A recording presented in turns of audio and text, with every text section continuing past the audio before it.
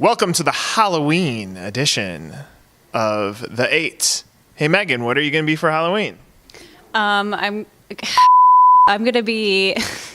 Well, and Cassie?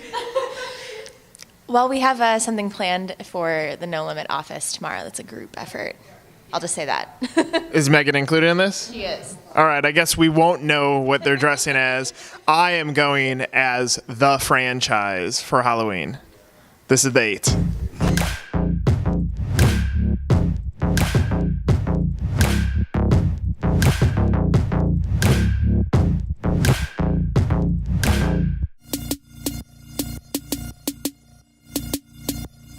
Hello. No, you're supposed to say what you just said. Well, I didn't want to. Under pressure, I panicked and I swore, and I'm sorry to all of our sensitive viewers out there, but I didn't want to spoil our costume surprise for Friday. Well, I have a feeling our great editor behind the camera is going to beep that out, so your swear will not make air. Wonderful. So, Cassie, you want to tell us what you're going to be for Halloween? I don't think that we can give the surprise away quite yet. Okay, here's the deal. Everybody that's watching, go to either the No Limit Agency Facebook page or the 1851 page on Monday, and we will show you whatever the two of them are.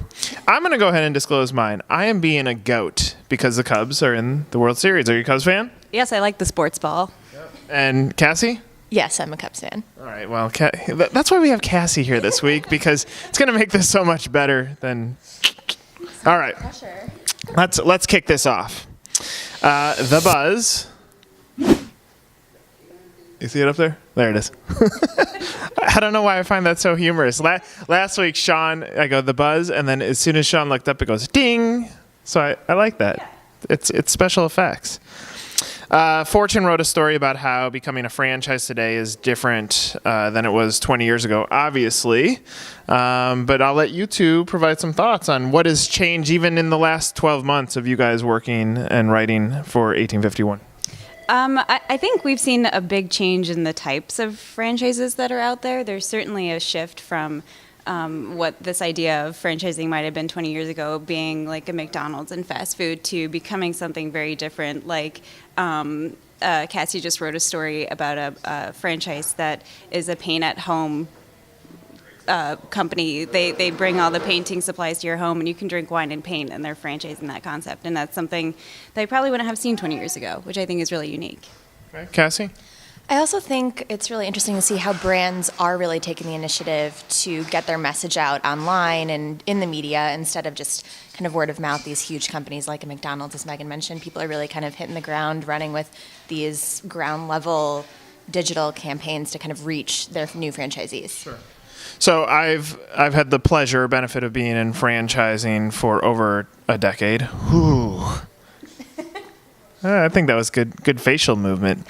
So I think the operator has changed a bunch most recently. And we could talk about how technology has changed and how the franchise sales process has changed from portals to brokers to new age technology. But the operator today is more sophisticated. They are thinking about scalability. They're not trained to come in and say, I'm going to buy one restaurant and think I'm going to change my life. They're coming in with a plan for how do they scale to 3. And frankly, those are the ones that are most successful. Those franchisees that are coming into a system better prepared, more financially qualified, and more prepared to buy today. I think that's probably the biggest change when it comes to an operator, in addition to a lot more brands that are coming into the marketplace. Brand of the week this week is Lightbridge Academy. Lightbridge Academy, if you want to go to their page, lightbridgeacademy.1851franchise.com. On these custom publications, you basically get great insight, the brand biography on what's going on with these brands. So make sure that you check out the Lightbridge 1851 page. So a few stories on their site. Revenue in 2016.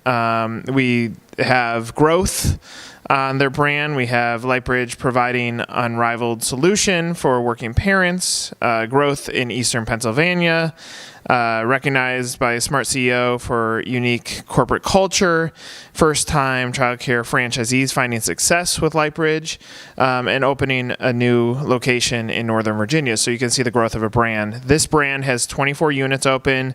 It costs between $500,000 and $600,000-ish to open. There's a $60,000 franchise fee for the childcare industry. That would put them at the lower side when it comes to franchise fee.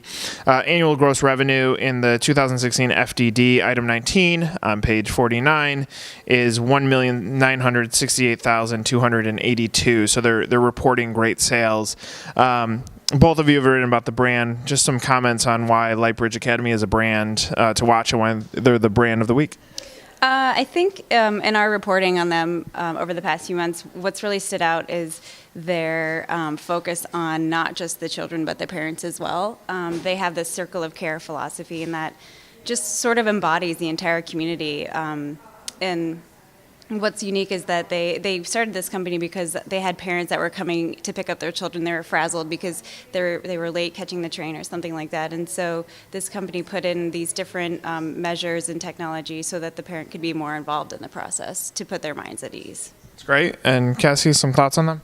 Going off of that, the parents are really involved kind of throughout the entire day. Even when they're at work, they have this Parent View internet monitoring system that kind of allows them to check in throughout the day, see what their kids are doing. They have a communication app that they can talk to the parents, get updates and reports of what their kids are doing during the day. So it's just kind of going that extra mile to make sure that they're connecting with everyone involved with the child's life. That's right. And that's great feedback. And what I love about having our two writers here this week, our two writer editors here this week, is that you can see how deeply connected they are with the brands that we're writing. They're invested in understanding the brands that we're covering in our publication. So you'll see more feedback from the two of them as we continue on through the 8. Number 6, the People Story. In the Washington Post, we posted a story, and we're aggregating great content as it relates back to business or franchising, and then we try to put a humorous spin on it because Megan's full of jokes. Yeah, no pressure. The Washington Post said millennials are increasingly more focused on eating in their home. 41% of people said that they wanted to order in so that they could catch up on movies or television shows, while 25% said the reasoning for their orders were so that they could eat alone. I'm not even going to go there, but... with companies like Foodler or Grubhub that will bring fine dining into the home, millennials seem to be interested in eating high quality food, but they want to be efficient with their time. I'm borderline millennial. The two of you are millennials. How often do you eat at home? Do you go out? How close is this with your personal life? I'd say it's pretty accurate. I mean, this kind of makes us out to be a little like lazy and antisocial. But I think for me, I enjoy cooking. I would much rather spend the time in the kitchen making a meal than sitting out in a restaurant with strange people I don't know. So I would say it's pretty right on. Yeah. Okay, but you're still that puts you in the 59% who like to cook at home who are millennials. Correct. Okay, Cassie? I like to cook as well, but if I'm going to go out to a restaurant, there are times when it's nice to have the convenience of just having it delivered to your home. I do like going out still, though. I don't think that delivery is ever going to completely take that away from the millennial generation. But I can see the convenience factor. It's just nice, especially if you have people coming over and you don't want to deal with the hassle of going out to a restaurant, figuring out where to go. Sure. An app like a Grubhub or a Foodler could even give you a recommendation, bring it right to your door. So the data is not necessarily aligned based on the group here. My family orders out quite frequently. We focus on being efficient in our lives, in our very busy lives. With two little kids, we're ordering out a lot more than cooking in. But I think the data is important for you brands out there, especially as you look at innovation within your own restaurant, of how do you make sure your restaurant has a life outside of your own four walls, especially since millennials will be a dominant buyer or dominant consumer as time goes on. So if you're a traditional fine dining or even the QSR brands, how do you now start sending that message outbound? Perhaps some of the brands that have tested delivery very early on are going to have a resurgence because they were on top of it. They understood how they could take their brand biography and deliver it outbound. Profit story from NRN, Domino's keeps on adding customers. Not shocking here. I'll provide some feedback on this first. I think their innovation around technology has allowed them to be a big player again. They did put a little bit of focus on food, but I think where Domino's is great is Domino's is a technology company that happens to be in pizza, and I think this is the new trend of brands identifying themselves in another category that happen to do something, that a Muya could happen to be a loyalty brand that happens to be in burgers or so on. But some thoughts on Domino's and their dominance in the category by adding new customers? That was a nice play on words. I would agree with the technology part. I would say one of my favorite parts is when you order a pizza and they have the little tracker thing, and I can see exactly where my pizza is, and so I just sit and watch that because I have nothing better to do. I was going to say the same thing about the tracker. It's become a thing when you order pizza with your friends. It's fun to just watch where it is. Transparency. There goes my creepy eyes again. I had to do it once during the segment. Our Places story, which I'm not going to have either of you comment on because we'll get to it again in a second. QSR Magazine had a story about Vanguard putting a spin on classic brats. So a spin on meats. This resurgence of the meat category, which we'll get to in a second. Our column section, Jack Monson wrote about reaching franchise candidates on Facebook. You're all on there. They're getting in. Brands are trying to get in front of you. Facebook seems like a logical place. Why not intercept you when you're posting photos of your family or writing about the Cubs game like I do, where one inning I hate the Cubs and the next inning I love the Cubs, but that's a Chicago sports fan.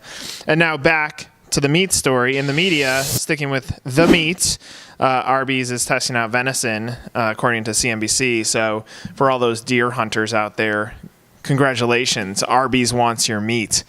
Oh, that sounded really bad. Yeah, I don't know about that. I knew where I was going to point the microphone after that. So resurgence in meats, two females in our panel of experts today.